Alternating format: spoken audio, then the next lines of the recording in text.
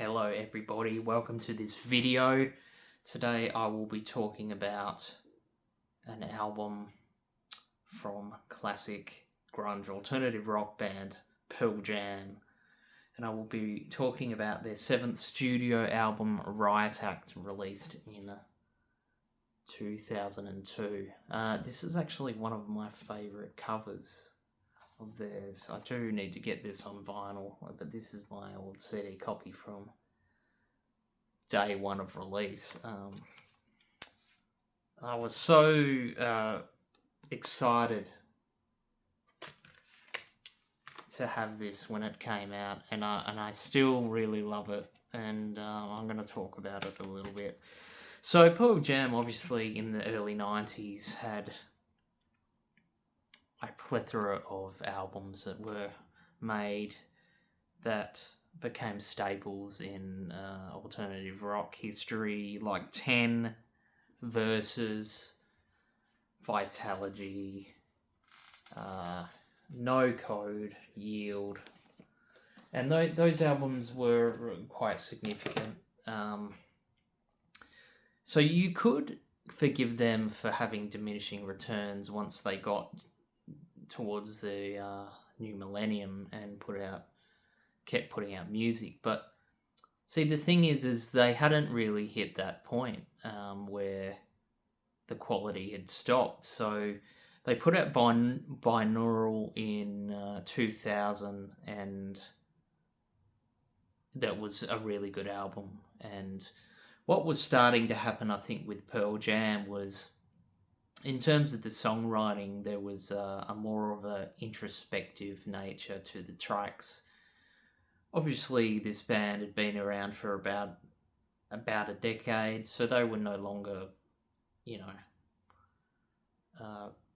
baby-faced men anymore. These were grown men and who had gone on and got married and had children and things like that. So they were getting past that sort of young rock star stage, and with that becomes maturity in songwriting, maturity in making music, and just generally in life making different kinds of choices. And we find Pearl Jam in 2002 meditating on all of these things. They had, I think a year before that was the Roskilde crowd incident that killed a few people there, and as a result of that, that tour that would subsequently happen off the back of Riot Acts, the one that I attended in 2003, they got rid of mosh pits and had purely seating arrangements for their concerts because of that incident. That's sort of where we find them in. We also find them in a fairly political mode as well on this album. And being 2002 and the events that happened in 2001 and the things all surrounding the Middle East and America's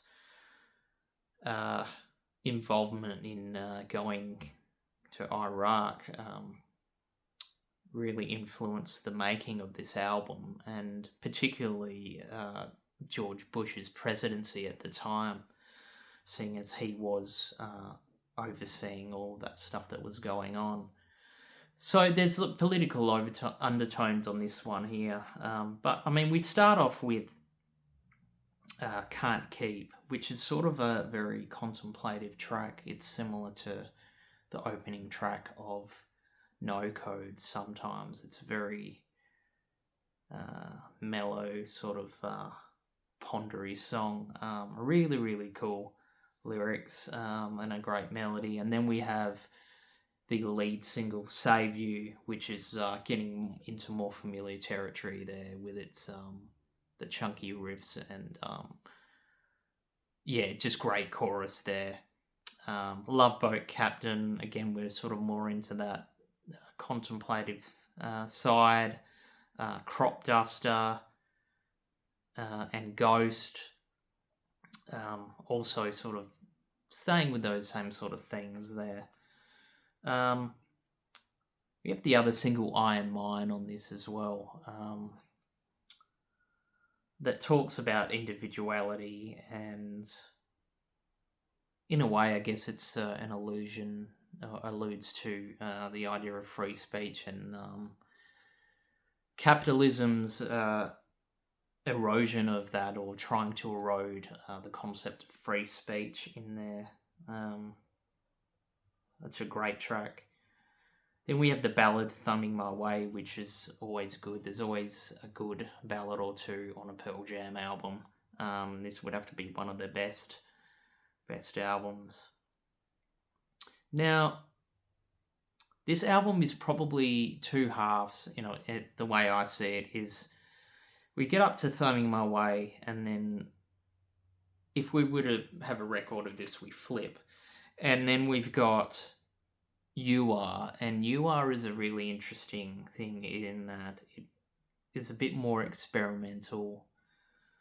It has these weird gated guitar riffs from Stone. I think it's Stone doing it. I'm not sure if it's Mike or Stone. Sometimes it's hard to tell who's doing what guitar part, but this is where they're getting more in, seems like a more spiritual thing going on here.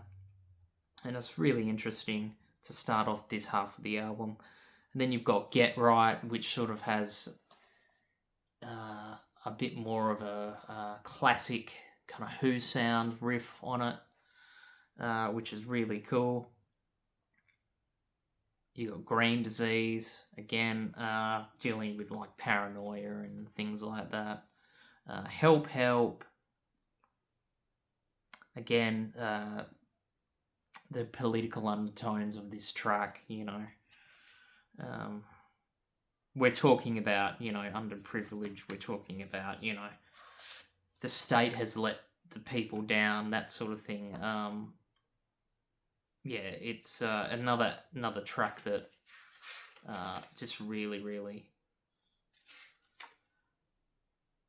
it's just really, really, what's the word?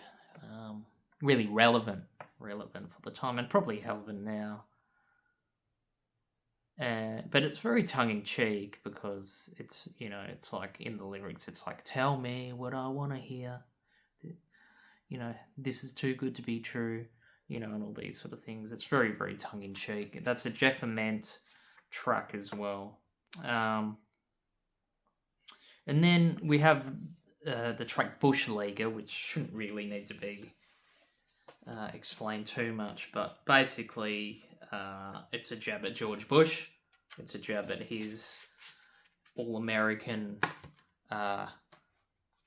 ratbagginess or scoundrelness, and how these types of people get into power and generally have no idea what they're doing. And that's Bush Leaguer in a... I'm not doing it justice, really, but that's the gist of Bush Leaguer, that one. You've got Half Full, which is another classic track. You've got Arc. Now, Arc is just a small instrumental segue into All or None, which is a very personal song, and really talks about things like trying to find a balance in your life between what you want to do and your responsibilities to others, and trying to have that balance, and caps off what is actually a really, really interesting album in their catalogue. I don't know if they would get as introspective as this again. I know that No Code is a little bit like this. If you're a No Code fan, you probably like this album as well. But Riot Act is a really, really cool record, and I highly recommend it for any Pearl Jam fan who's might have jumped off after Yield. But I think it's a really great album, and it's worthy of a spot in their discography, and I'll just leave it at that. This is a post-millennium album, a post-millennial Millennium Classic, and I'm glad to have it in my collection. Well, let us know what your favourite Pearl Jam album is. Oh, look, got a bit of a thing there from the shelf. Let us know what your favourite Pearl Jam album is. If it is this one, let us know why you like it. What's your favourite tracks? And I'll see you in the next one.